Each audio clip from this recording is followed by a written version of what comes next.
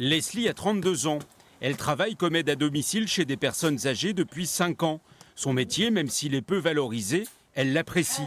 Elle est surtout très attendue chaque fois qu'elle arrive chez cette dame qui vit seule. Je veux qu'elle soit continuellement chez moi parce que j'ai besoin d'elle. Elle est formidable. Parce qu'elle souhaite évoluer, Leslie a suivi des formations. Aujourd'hui, elle a plus de responsabilités mais continue à être payée au SMIC. La paye ne suit pas avec le boulot qu'on fait. Voilà. On fait des toilettes, aussi bien du ménage, de l'accompagnement en fin de vie aussi. Donc, et puis c'est un métier qui est quand même usant psychologiquement. Voilà. Il y a quand même des gens avec certaines pathologies.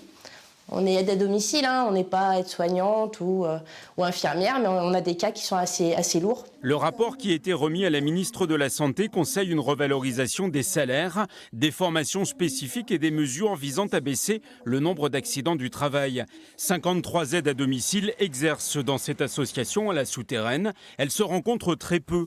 Parmi les autres préconisations du rapport, un temps d'échange mensuel de 4 heures au minimum. Elles ne se voient pas assez régulièrement et c'est important de discuter physiquement ensemble d'une situation pour se sentir moins isolé, ne pas porter seul la situation, essayer de trouver ensemble des solutions pour améliorer à la fois le travail des aides à domicile mais également les conditions de vie de la personne accompagnée. Myriam El Khomri, l'auteur du rapport sur le grand âge, s'était déplacée en Limousin en septembre dernier pour s'inspirer des expériences menées dans notre région. Elle recommande l'ouverture de 18 500 postes d'aides-soignants ou d'aide à domicile tous les ans d'ici 2024.